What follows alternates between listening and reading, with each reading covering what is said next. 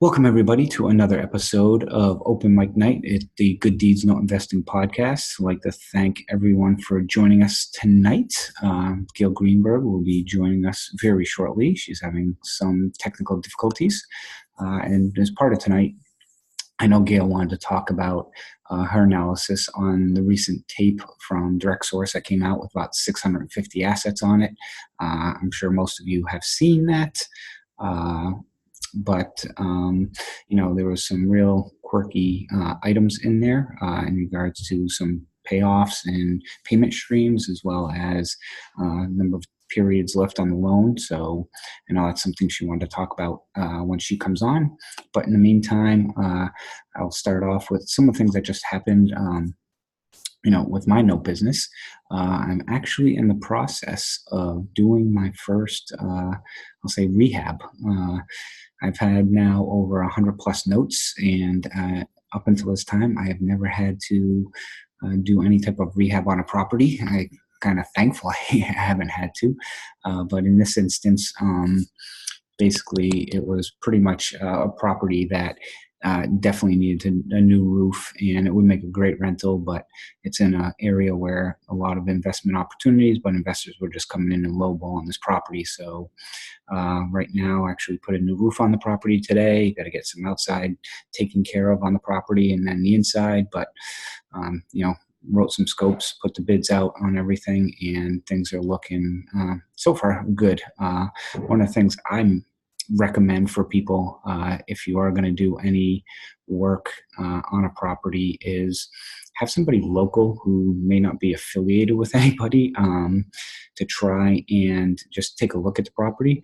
On this one, what I've actually did is I had a guy do the trash out, and he's also mowing the lawn for me. So I'm paying him almost as a property manager to stop by, for a half hour every day. And, I reached an agreement to pay him short money to get to do inspections for me, go out, take a bunch of pictures of things, and just let me know how the work is progressing. And it's actually gone pretty well.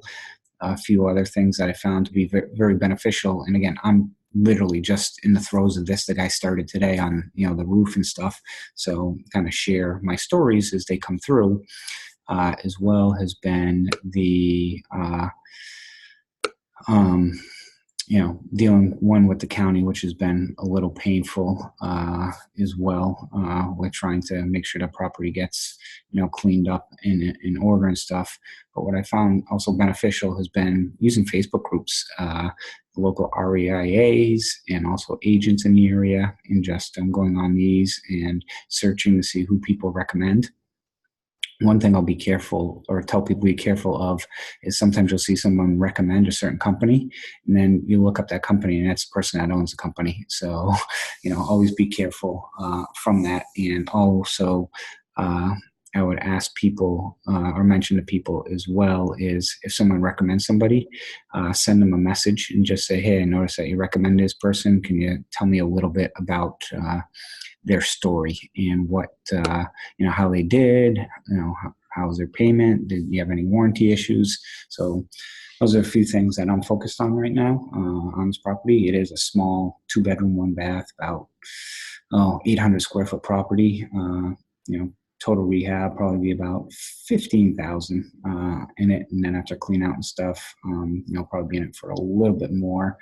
But on a prior podcast, I know we had talked about, we had Chad Herbshot and a few other, and Dan Deppen and others on about what's that magic number to do, how much should a property increase based on that rehab. And the consensus was pretty much, 100% return on the rehab. So if you're putting in 10,000, you hope the property would gain $20,000 in equity. So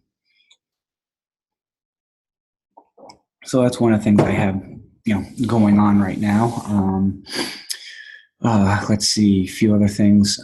Actually, in my favorite state of Indiana, which for those of you who are on the Notes and Bolts Good Deeds Not Investing Facebook group, I've asked some questions recently to people about what is their favorite state and what states don't they like. And recently, I've mentioned Indiana is one of my favorite states. And as part of that, right now, going through, I'm in the process now of going through and have 9 loan mods. Hey, Gail, Hey, glad you could join us. I can't believe I'm here. So, no video yet, but that's okay. Wow, apparently you have to start it. It always says that. Oh, what did I just do?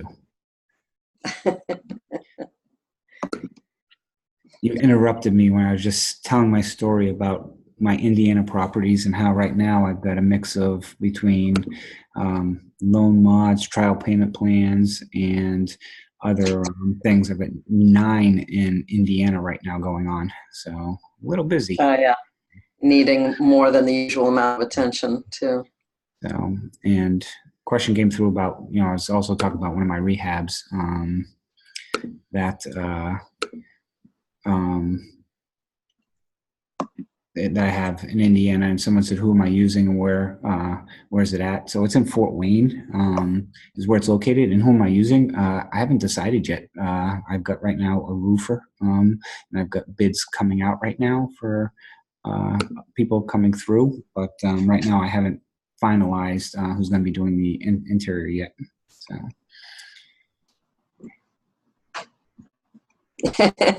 Hey, oh my gosh. So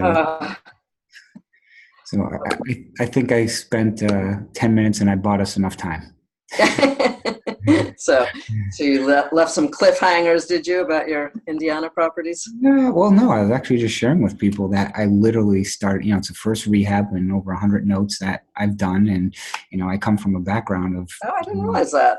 Oh my gosh. How did you get away with not doing any? I guess you bail. Yes. Like leaving a relationship instead of working things out. That's Chris. Love them and leave them. But no, I was just sharing with people, hey, I literally just started this today. I mean, the roofer just started today. And so I'll continue to share my story with people and let you know the good, the bad, the ugly. I haven't got hosed yet. I'm just waiting for it, but trying to minimize it by having telling people I have the clean out. The guy who did my clean out on the property is kind of acting as a project manager and by the property for me and checking in and mowing the lawn. So he's an older. Yeah, sometimes you get lucky and you find someone and then that person becomes sort of the basis of doing a lot more investing in that area because it just gets to be so much easier when you've got those great people. The other thing I'll mention to you is if you have like a JV partner or on this deal or other deals, reach out to them and say, hey, do you know anybody in this area? The partner on this actual deal knows somebody in the area. So we were going back and forth and whether or not to do and stuff. And he also commented, I said, hey, do you know anybody in the area too? And he's like, yeah, actually I do. Let me reach out to him. So, it's not a bad thing to check either. So you're in charge, but it was the JV who solved it. So yep. Who's the big man now? He is. Exactly. My active investor. Yes. Yes. Okay. So ready to rock and roll here. I was supposed to spend time learning from Chris how to screen share, but I just spent that time just trying to get on. So I'll just start by saying welcome to everybody. Did you want to do a formal? Did you already do the? I've already did that. You're way behind time. Oh, I'm so sorry. I'm just babbling away. Okay, so those of you who saw my post in Notes and Bolts know that the topic tonight was inspired by an issue I had with the recent gigantic CFD list that came out last week. Yeah, last week. And I very nearly put in some bids that would have made no sense at all, and for a reason that I think a lot of people don't think about because I never used to. So just to start, when we look at a big tape or any tape, you're always evaluating from the standpoint of like how beneficial is it to buy a particular asset. There's ROI, which is very easy value to understand. It's we think about it as, okay, in simple terms, if you're getting a 25% ROI, it's going to take you 4 years to get your money back. If it's a 33% ROI, it's going to take you 3 years to get your money back. If you're splitting your cash flow with a JV, if you're splitting it 50-50, and the idea is to hold on to it long term, obviously a 25% ROI is going to mean it will take 8 years for the JV at a 50% split to get his money back, and 6 years at a 33% ROI. So I hope, is everyone following so far? Like, you understand what I'm, Chris, this is like kindergarten to Chris, but I just want to make sure that I'm everybody completely has. lost, Gail. I have no clue what you're Okay. Okay. So it's very easy to look at a big tape and see big ROI numbers and think, wow, this one is great. We should do this. But the other thing that is equally important is how many payments are there? Because if you are in a situation where it's going to take 4 to 8 years to just get your money back before the JV investor makes anything, any extra profit, you're making profit all the way along if you have no money in the deal. It's all funded by them. But, we have to look at what makes it a great deal for a JV. And for a JV, if you start with a non-performing note and you have that potential to sell it for a lot more than you paid for it, maybe we don't have to be as concerned about the rate at which and the number of years it would take with cash flow alone to get your money back, because you have that possibility of a big bump at the end. But I am hearing a lot from people who are buying performing notes, and we buy them ourselves. We buy them and sell partials. So it becomes really important to pay attention to how many payments are actually left on a note. Are there enough that the JV is going to get all his money back, her money back, and make something on it? Because a short note, not only might there not be enough payments left, but you're also not going to be able to sell it, buy it and resell it, because there isn't going to be enough left in it to actually sell it at a profit. Well, and that brings up too a point of which we'll have another, I think, whole session on is, structuring your JV agreement, because, there's really 3 ways to structure it. And I think the most common method is, a payment of $400 comes in, it gets split $200 each. And, eventually, like you said, if it continues to a certain point in time and it gets sold, technically you have to give, I think, take money back out of your pocket at some point. The other way I've seen people or heard of people doing it is only splitting interest payment and giving the principal back to that partner. And then, the third way you can do it is, we'll say, set up a payment scheme of, what a certain percentage of the money coming in goes to that partner. I mean, instead of 50-50, it's really kind of first one, but it could be 80-20, could be, there's many different metrics on, how you can structure these things. But, you'll mention that tonight. That's a very key point, because very important on your bidding. Yeah, I mean, you have said to me yourself, like, you see people bidding at prices where they are only looking at, kind of the relationship between the UPB and the PI payment, and they're not looking at the fact that, there aren't enough payments left to really make what they feel they're going to make on it. Mm-hmm. So this new CFD tape that came out was like very instructive, because it makes me realize that after a certain amount of time of looking at these things, you start to notice where there are mistakes on it. And it won't be obvious when you're new. But I would love to share my screen now. So if you can tell me what to do. Yep. So if you go to the bottom of the screen, okay, like a little window will pop up that should say share. Okay. Yes. You see If it? you click on share, Yep. and then, Choose one of these yep. and put it up there. Oh, there it is. Okay, cool. So this is the very tape I was just referring to. This is a massive tape. There's over 650 assets on here. And the way that these arrive, they're always sorted by state and usually nothing else. So I'm going to assume, actually, can people just say like how conversant you are, how comfortable you feel in general with Excel, with even just very basic functions? Do you all know how to filter? Do you all know how to sort? I don't think I can see. Oh, can I see what people are saying? Is it I easy? can see in the chat, so I'll let you know if people Okay. pop. So Yeah, nobody's don't be questioning shy, you it. guys. But if, Okay, well, hey, just to Gail, be really clear, so I go here first and I just get rid of states that I am not interested in.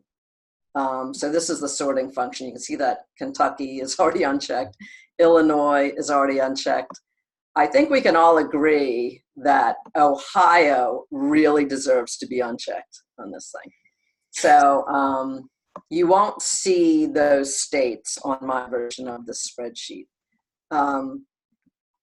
These spreadsheets usually are not filtered, they're not sorted by city, state, and then city, so I generally do that as well.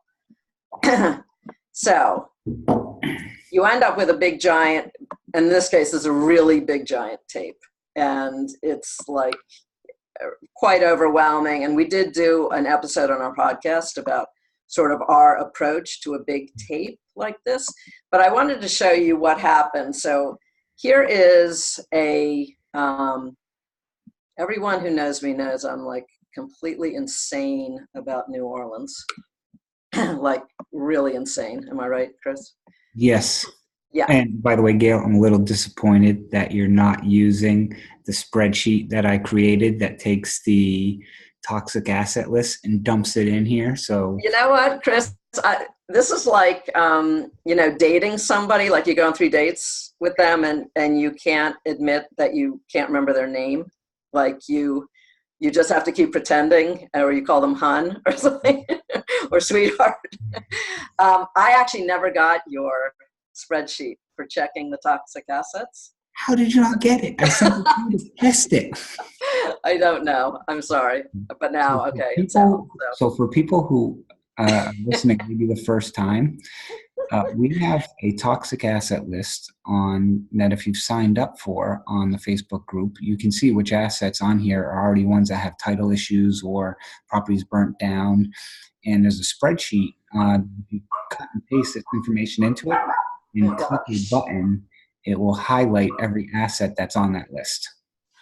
Right. So when you use that on this list, did a lot of them come up?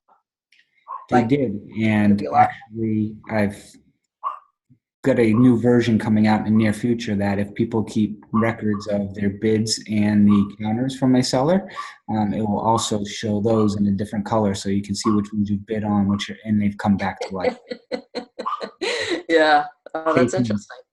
All righty. So I just want to, so just to get on with the show here. So this one immediately caught my eye because it's New Orleans. I love New Orleans. Give me more New Orleans. So I'm looking at this. Oh, it's got a really low UPB. I'm thinking I could probably get it at a steal, though it is current. So maybe I have to expect to pay up to 70% or even more, 75% of this number. Oh, look, it's a low but sort of doable PI payment number. Then I come over here, and this is how many payments are left. 108. Okay, does anyone see a problem there? 108 payments of 227 is over 24, $22,000. It's over 23,000. What? 516. Okay, there we go.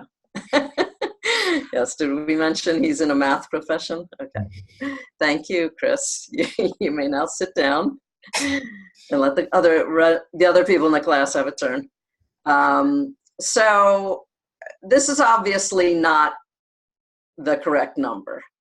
So that really got me to thinking, this UPB is too small to joint venture on anyway. I was going to buy it, in my IRA or whatever, even though there's zero chance that someone with such a low UPB would ever give up a house like that. But it made me go and calculate how many payments are actually left. And it also made me wonder how many others of these are wrong. And here, one of the things that I do on a spreadsheet like this is that I will look at the total amount that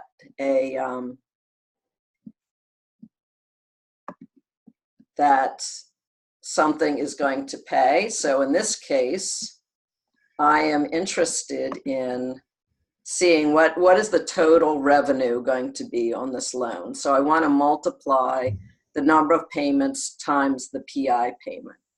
So I'm just going to do, it's just P2.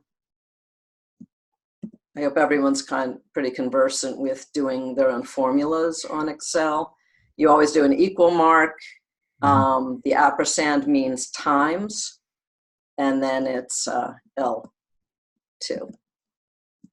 Okay, so these are totally messed up because they are not currency, they are percentages.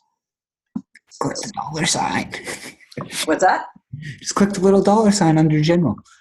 We'll do hours of your shortcuts. Okay, so this is how much total. So this is how much altogether we can expect to collect with this number of payments remaining of this amount. If the number of payments remaining is correct. Yes. Okay. So we already know from my little Louisiana. Oh, look at that. Chris was right. It's over 24,000 on a $5,000 UPB. That is not true. What's interesting though is if you look up the one in Monroe, Louisiana, that one's UPB is 22.6. It's $50 a month more, and it's only 30 months difference. So I mean, yeah, there's a lot of ways that you would be tipped off here that something is not right. So, so what we really need to do, and I was doing this in a laborious way. I was figuring out how many payments are actually left. Like this one actually looks right. This says 4,000, a much bigger PI payment, and there's 19. So we're probably much closer to that than we are to this, unfortunately.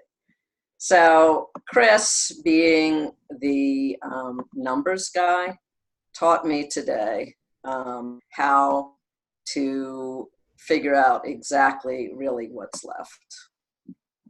And I just want to show everybody this. I encourage you to grab a piece of paper right now because this is truly genius. There is a function right here in Excel called NPER, which will show you exactly based on the interest rate and the PI payment and the UPB exactly how many months are left. And it's really just a couple of steps. So I'm going to try and do this. And Chris will laugh because I'm probably going to mess it up. Okay, so the first thing that you have to do, I can't really explain why, but you'll just have to take my word for it, is you have to take the PI payments and turn them into a negative number. And I'm sure he knows a very easy way to do that, and he'll just laugh at me, but this is how I do it. Okay, so we're gonna do, this is that column, the PI payment, times -1. Did you have a different way of doing it? Yeah, put the NPER formula in this one. Just do the NPER. Just do the NPER? And instead of putting L2, put negative L2. Okay. Okay, all right. Forget what I just did. Yeah, that's stupid what Sorry I if I just did. come off as a Okay. We're forgetting the first and extra step, which turns out to be superfluous, and we're going straight to NPER. Okay, so we're doing NPER. And what we're going to do is multiply. The first thing we're going to put in is the interest rate. So we're going to do, happens to be N, 2 times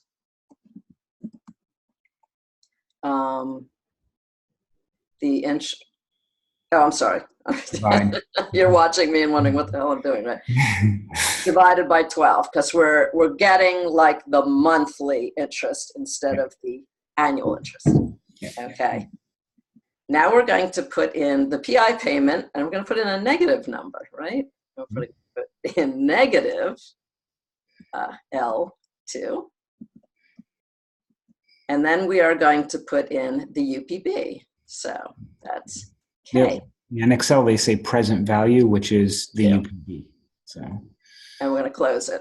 So I'm just going to give everybody who is struggling a chance to just look at that. There's some questions. Chris, do you want to see if someone's begging you to stop? Involve, actually, they're questions that are unrelated that we'll answer. Okay. So. Okay, you're all geniuses. You're all like so on top of this. Okay, we hit enter. And that's a dollar. Okay, so how do I make this not dollars, Chris, and just regular numbers? Click on the little comma under currency, or see where it says currency in the middle of the screen under design at the top. Oh, right there. Yep. Click on that. Click on the currency. Click where it says currency. Okay. The word, and then go. Number. Yep. There you go. Okay. All right. 73, and we're going to go all the way down with this. Whee! Is there also an easier way to do this? No. Actually, I think if you hit Control N, it may, but you don't need to go all the way down. You can just go the ones that you're going to do. Okay. All right. So now, let's see how many they're correct about. This is what they said remains. And this is what we have discovered. This is what we're going to call it. Oops. WTF. What? Oh, shush. I'm having so much trouble clicking on. Oh, whatever. This is what actually remains. Can't believe that I erased that one. Okay.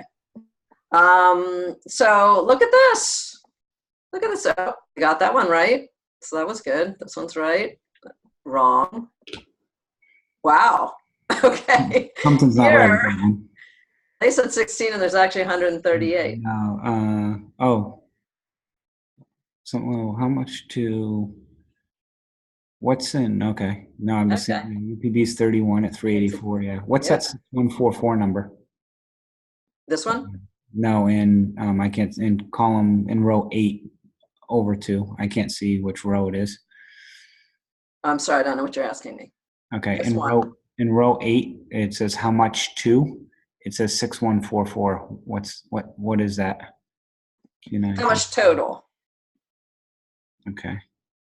You are going to get. That's based on, remember we multiplied the PI payment times times what they were showing. Okay, yeah. Yeah, what they were showing. Yeah. Okay, so they're really close on that one. Let's look for.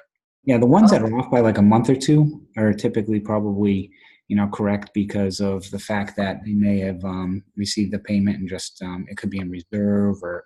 Mm-hmm. Yeah, that's true. And to be fair, I mean, a lot of these are pretty close. Yeah. But here's one that's off by 30 payments. Mm-hmm. That's significant. That will skew your numbers for sure. Here's one that's off by almost 100 payments. That's not going to work. Yeah. Wait. Ooh, I just saw another one that is okay.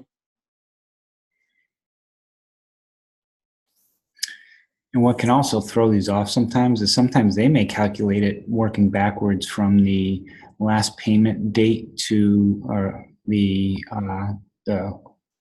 the loan when the loan is complete. But if there's a Mhm. modification or something like that, they never update it for that reasoning, and it throws the numbers off as well. So Right. So here's a major issue. So yeah, so if you're just happily computing, multiplying PI payment by the number of payments they say, you're going to get some pretty wrong numbers, which could really mess you up with a JV arrangement. yeah. Uh, Now, sometimes it's a good surprise, like this one. There's actually more coming.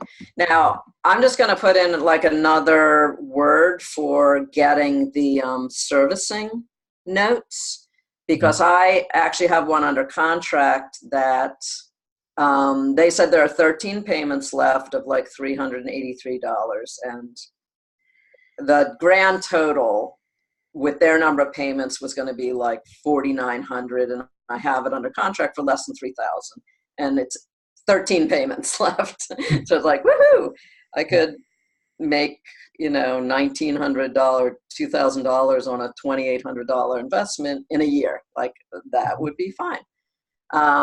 But there was mention in the servicing notes of a settlement agreement. And the settlement agreement does not show up in the collateral file.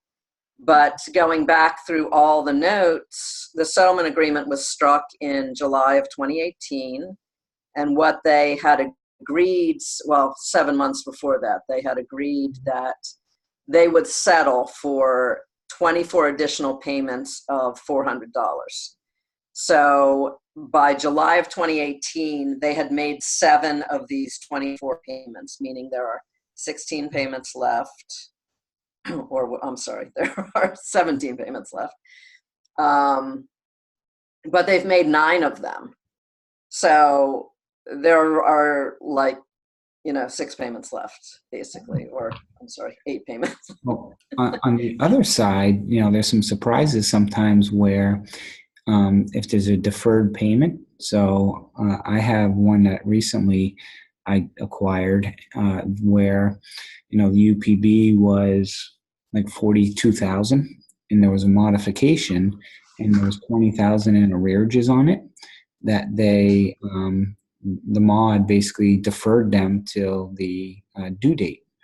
And there's equity in the property, but that's also nice where, somebody's got, 10 years left on the loan. If you hold it for that long, there's an extra $20,000 kind of sitting there at the end. Right. Well, this one also has a negative escrow balance of over $7,000.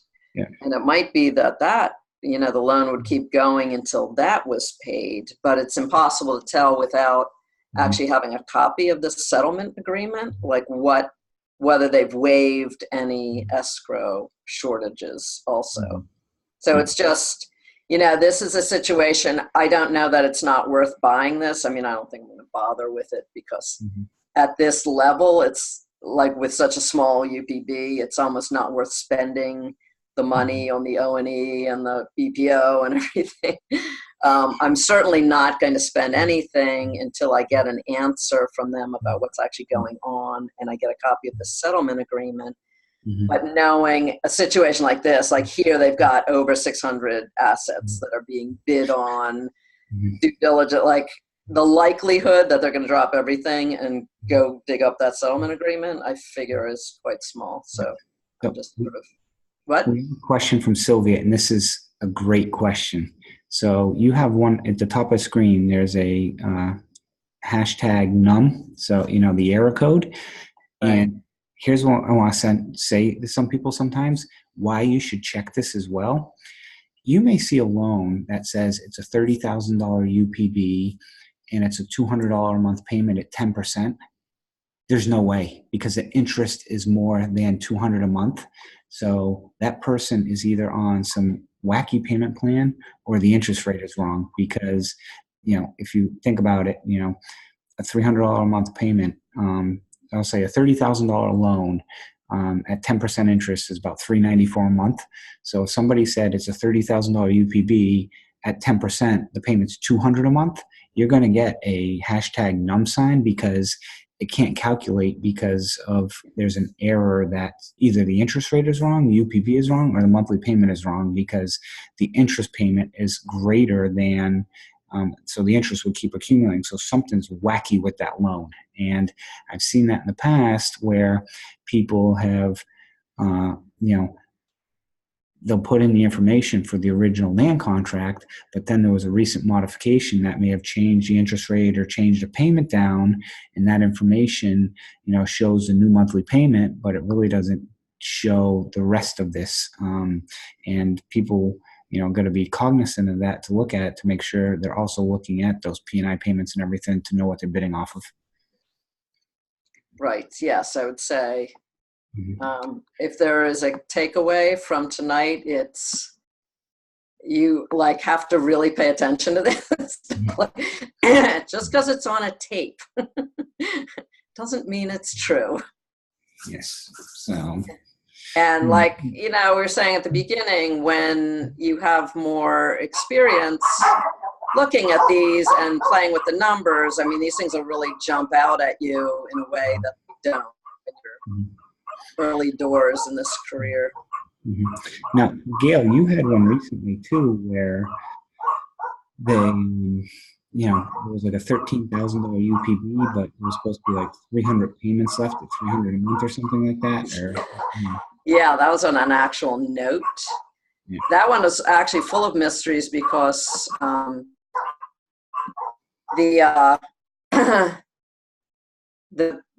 loan was only 10 years old, and it had started at a 47. The original UPB was 47.7, and the UPB was down to $12,000, and there was no loan modification. There was absolutely no, there was nothing to explain where $30,000 had gone of what should have still been on the UPB. And it happened with a previous servicer, maybe 2 servicers ago. So the people that I was buying it from just said to me, when we bought it, 11 months ago, the UPB was 14,000. Now it's 12. And I'm like, what, where did the money go? It doesn't make sense. So Patty asked the question, so when you see these discrepancies, do you reach out for John for clarification or just ignore them and move on? I guess it depends how delicious you find the loan. If you really, really like it and you really want it, you can try reaching out. But again, John, like I'm saying about the seller, when you put out a tape this size and you have, the last time he put out a big tape, he had 150 bids in the first week. Wasn't that right, Chris? Is that what he said to us? Yeah. Yep. So, is he going to drop everything and put on his detective hat and go look? No, he's not. Will he send an email to someone over at Window Rock? Yes, he will. Will they answer? Who knows? It's worth a try. You can always try. What I do is I bid off the information I have, and with some explanation too. But also if it's something that is just real quirky, I may just bid off of what I have, and then when the collateral comes along with the servicing notes, that may explain more because, you get more than meets the eye. And that's when I typically go back with the questions and say, hey, look, the tape said this. Here's what's been shown in the servicing notes. Here's kind of what's going on. Yeah. So I think that's a good point, actually, because people are much more likely, if you're an active bidder and you're showing that you are willing to actually do this deal, if you can just find out what you need to know. It's probably way more likely than if you're just somebody who's thinking about making a bid and peppering them with lots of questions. So a few more questions. Patty said like it, meaning you like the property and location because the data is quite meaningless. Correct. The data is, you want to see the true data if it's a property that looks good and, is in a decent area and the person, it's something that fits your criteria, you know, I would say still continue to pursue it. And then Sylvia, to tie off of that, asked the question, kind of, would servicing notes be a reason to back out of a loan? And says, the reason I'm asking, is she hasn't heard back after, I'm guessing she may have backed out on a loan, but I would say it depends on what the reason in the servicing comments is. I have one that actually I just saw on this tape that brought me flashbacks because it was an asset where there's the property and adjacent to the property, so the son owns the house that's on this tape. The parents own the house right next door to it. Servicing notes mention the son has some, mental disabilities and stuff like that, and was living in the house. But what they also did is they made the property a compound, so they fenced in the entire property except for the driveway to the parents' house. So there's no longer access to this property really from the street. So, so when you look at it from a BPO perspective, if they said it's worth 50,000, I'm like, no, because, they got rid of a driveway. It's a shared driveway. It's not even on their property and there's no easement for it. So that was a reason to back out. And I explained that to them. If it's just kind of, it really depends on what the purpose and reason is. And Gail, you may have some more thoughts on that too. Yeah, no, I'm just thinking it's an awful lot easier to back out when you have standing with people, when they kind of, you've done other trades with them and you've been a good buyer for them, then, they tend to see these things as less capricious. Because, I think, and this is not a criticism of anyone, but newer note investors tend to be a lot more skittish and, bailing out on things. And, you just have to kind of establish yourself. And then I don't even think about what they think anymore if I withdraw, The comment came back was it was very shoddy pay history. It was like pulling teeth and borrower was paying with credit card. I honestly assume every borrower has a shoddy pay history. It's like pulling teeth, and it's actually impressive that they have a credit card because a lot of them will never get one. And constant letters of default. It's it depends. Typically I bid assuming that, so it's really, it's difficult to each situation to look at, but something like that, sometimes some sellers would be fine with it. Other sellers might be, hey, look, it's a non-performing note. What did you expect? And oftentimes, especially on land contracts, a big important thing for me is the value. And it was performing. Okay, that's a little different story than if their payment streams. And here's something I'll mention too, because there's another question about performing notes that we'll answer at the end. If somebody pays every 3 months and catches up every 3 months, and even though the loan is current, I don't consider that a performing note, because you're going back and forth between paying the, additional servicing costs, you're spending legal fees. A performing note to me is one where, and this is just my definition, but the borrower is pretty much paying like clockwork. And for me, clockwork is probably 11 payments a year. They may miss one, they catch up, and so forth, and so on. But it's, when they get like 90 days behind, catch up, 90 days behind, catch up, for me, that's not consistent cash flow. So I don't view that as performing note. So. Yeah, it does really increase your expenses too because of the servicing. The extra costs. I'm dealing with that right now. I'm looking at these servicing notes. These people are technically current, but somebody has to call them every month. And I'm thinking, if I buy that, am I really going to call them every month, or we got to hire someone to call them every month? I don't know. Like if you're, so all of these are serviced by SN, and it seems like they have teams of people who do nothing but just call people every month. Like we don't have that luxury. Mm-hmm. So we have to, you know, we have to feel like we can either incentivize people to be more consistent, or you gotta have a game plan.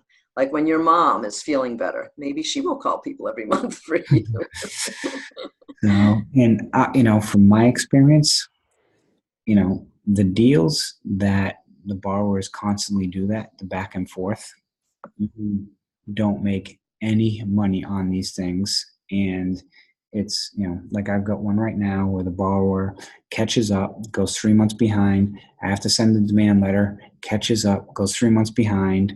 But then it's like, you're paying additional servicing costs and, basically, you're trying to catch up, and then he catches up and you're just getting your legal costs back and stuff. But it's just, you look at it and like, we spent all this money and you're starting to recover some of it. But when you look at, if you're in it for 20 grand, now you had to spend 5 grand legal that you may have even gotten it back, but it's still the back and forth of trying to then get rid of that asset. It's like, you just feel like you're never catching up. Right. Well, I feel somewhat better about it in on a CFD because, some of these are pretty, there's a lot of equity in these. And if you end up getting the house, it can be quite sweet. Then everything they put you through is forgotten. Yeah. And another comment came out too is when you look at this is look at column R, the maturity date. For example, row 8 has a maturity date of 2016. So this one, Right. this one's way behind. I would guess that one's, a vacant property. Last payment 3 years, and I would bet that house, I don't care what they have for value on it, I bet that house is worth a few $1,000s. Oh my gosh. Yeah, how do you explain a discrepancy like this? This is ridiculous. Yeah. I think let's highlight that one just so we can come back and look at it some more. So go scroll over. What's that one worth? I'm just curious. What's that one worth? You mean the BPO value? Yeah. Because maybe it's worth buying. Whoops. Chapter 7, so it's probably white. 15,000. Yeah. So, I was gonna say, well, John, you say there's only 16 payments left on this thing, and you're paying, $200 a month. So that's what, or, it's only 6,000. 3,200. There's that, but yeah, $15,000 house. That's, yeah. I know. I love John, but he is like so inattentive to these things too. Like when that one in New Orleans with the $5,300 UPB, I put in a bid of $2,500 on it. Mm-hmm. And he's like, why is this bid so low? I'm like, John, do you ever look at these tapes or do you just send them out? So, okay. Any other questions out there from people in regards to, we kind of just go through a few things we look at on the tape and so forth. Hopefully this was helpful for a few, I don't want to call it advanced strategies, but just a few things just to make sure you're looking at on some of these numbers and so forth. We do have a question that came up about, there's a performing note in Indianapolis that was put out by somebody who, basically was selling it at about 80% of UPB. And I saw this on Facebook actually, and I didn't get to run the numbers on it. But, when I looked at the monthly payment, which I think was around like $1,000 a month, I was like, oh, this one actually doesn't, seems like you get your money back pretty quickly. But it just something didn't seem right. And, I think it's because it's newly originated. The question I would ask is, if it's newly originated, did they use a registered mortgage loan originator? And when the value, property, I think was worth 60, 70,000 on the loan, something like that usually gets me a little nervous because, at that price point, the people should be able to get conventional financing.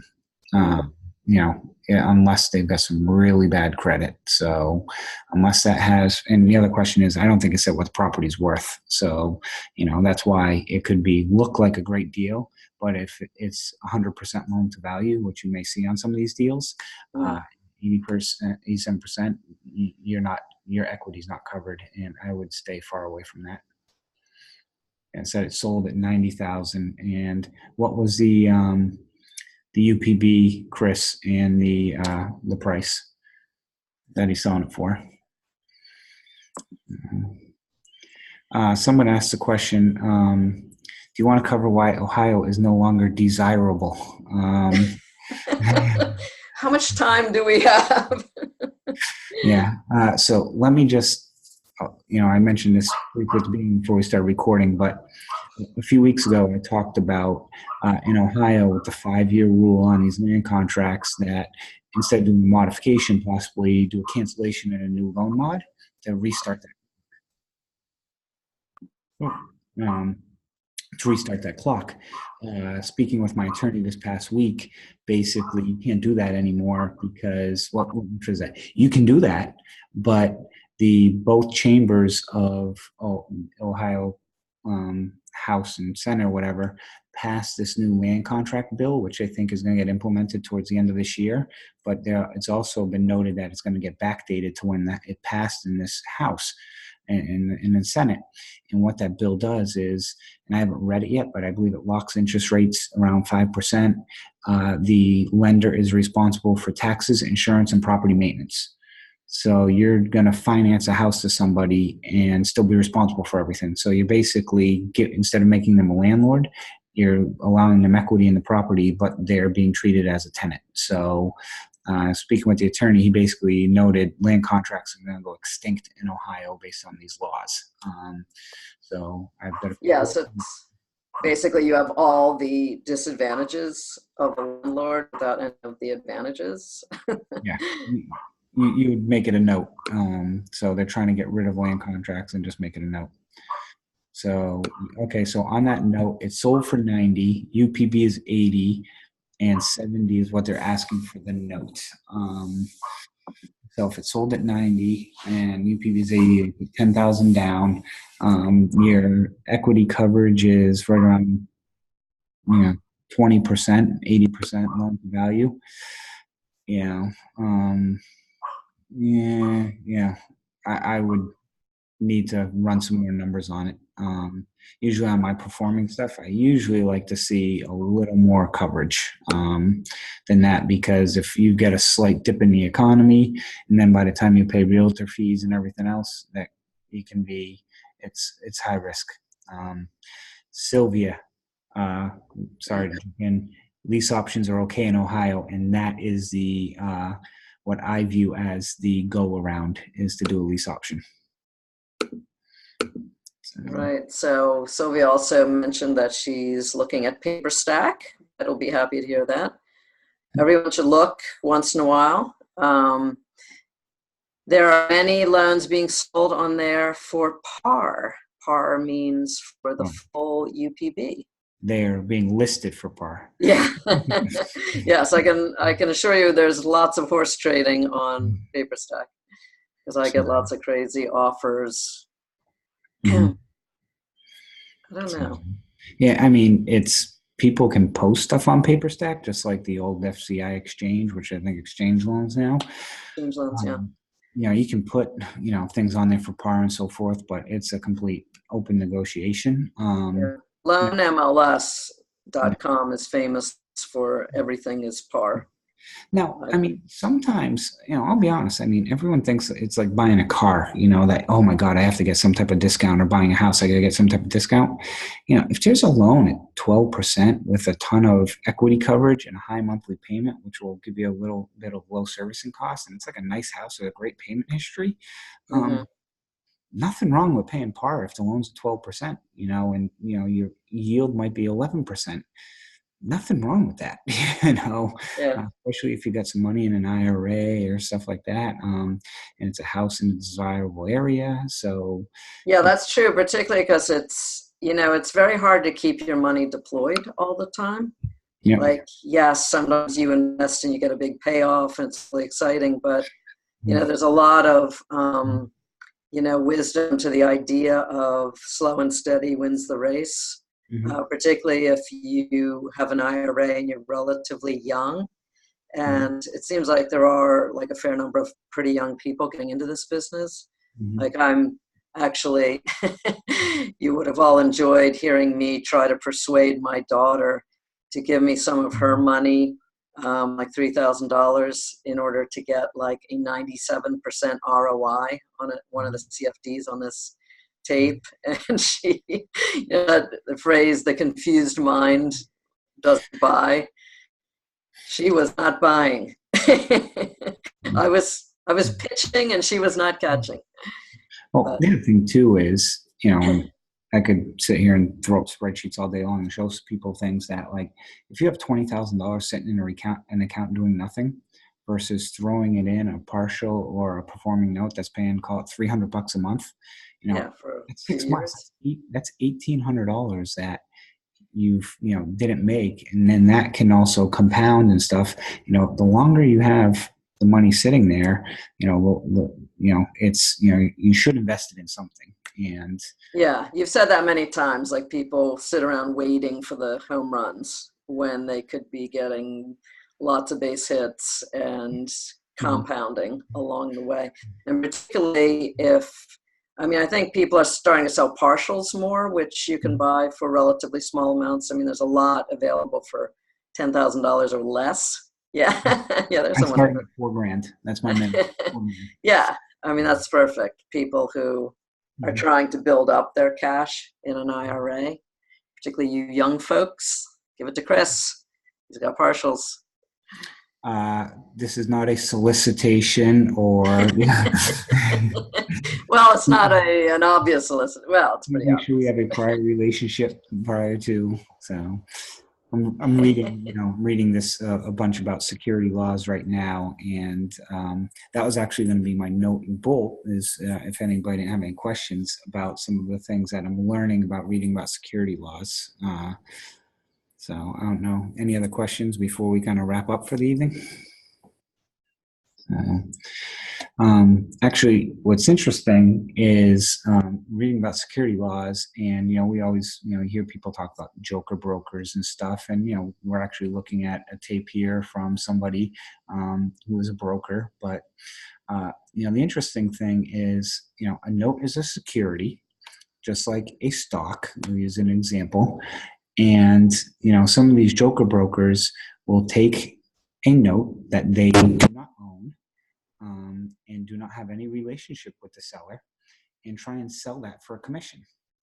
So think of it the same way as you walking down the street and somebody says, hey, I will sell you 100 shares of Apple stock and charge you this much of a commission. And the person's not a financial advisor or anybody else.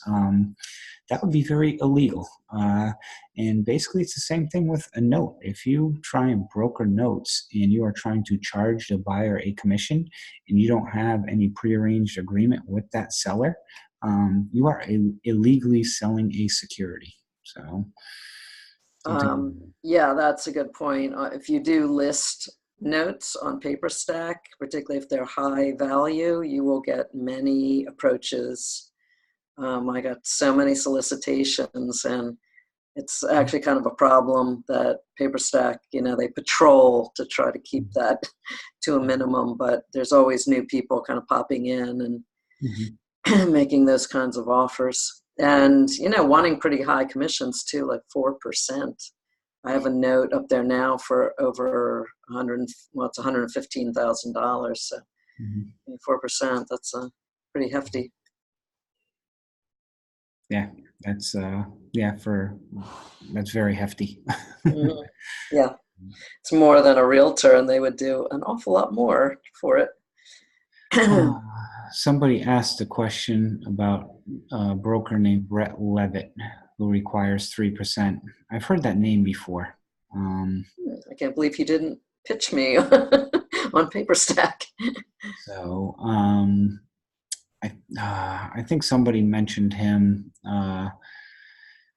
as somebody who was legitimate, but also I think that may have been somebody who also was selling some of these assets and wanting 3% from them, uh, which I think, Gail, you may have a little more history on, but we don't need to get into that. But yeah, yeah, it's, the way I look at it from is there's really, as you people get to learn this business, um, really you've got the direct source who is connected to a hedge fund, which we'll call it the low-hanging fruit. There's SN, Dave Polio at SN, another seller who he's affiliated, works for SN. um, there used to be Paul Burkett, who used to sell some stuff, who doesn't really put much out there anymore, and so forth.